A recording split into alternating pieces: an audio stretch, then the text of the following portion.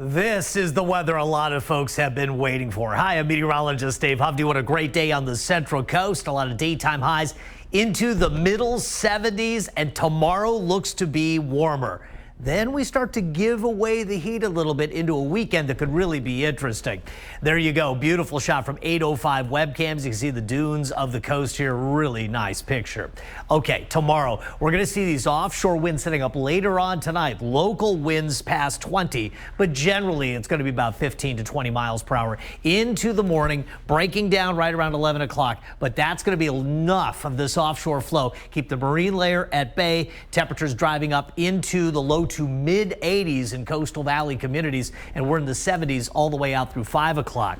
Interior valleys starting colder, but again, warming all day long because we're further away from the ocean. That cooling influence doesn't arrive until really late, so low 80s late in the day.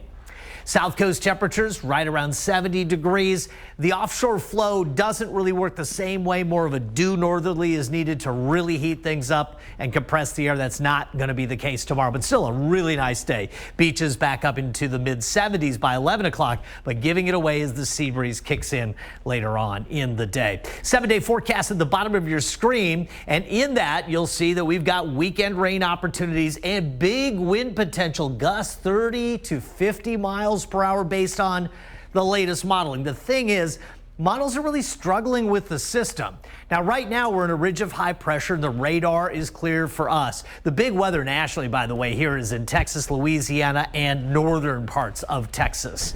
Okay, let's talk about what's happening here. This ridge is keeping us warm. We're going to be watching the Gulf of Alaska for our next system to get put together. That means it's going to be cold. Look at the latitude it is starting from as it drops into the west.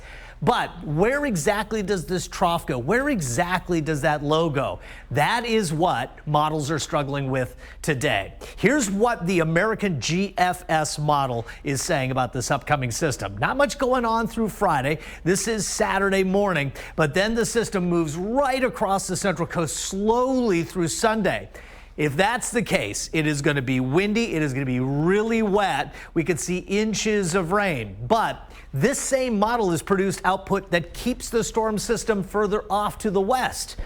But today's run would say anywhere from 3/4 of an inch to 2+ inches of rain. The Weather Prediction Center is sort of taking a midline look at this. They're going 1/4 to about an inch, maybe 1.5 inches. Suffice it to say that we are still looking at the system and its exact trajectory, but the weekend will be different than that. Look at these numbers for tomorrow. Upper 70s to low 80s across the area with mid 80s in some coastal and interior valleys. The deep interior right around 80 degrees. The 5 cities from the mid 70s to about 80 degrees for communities just off the beaches. Santa Ynez Valley into the 80s. And by the way, that's a pretty conservative forecast. We could even do better than that.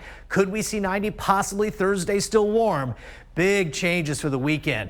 Low to mid 60s would be about it. Not only rainfall, but potentially wind and a number of advisories. But again, we have to get closer to the event before we know what all of that would look like. Details at KSBY.com.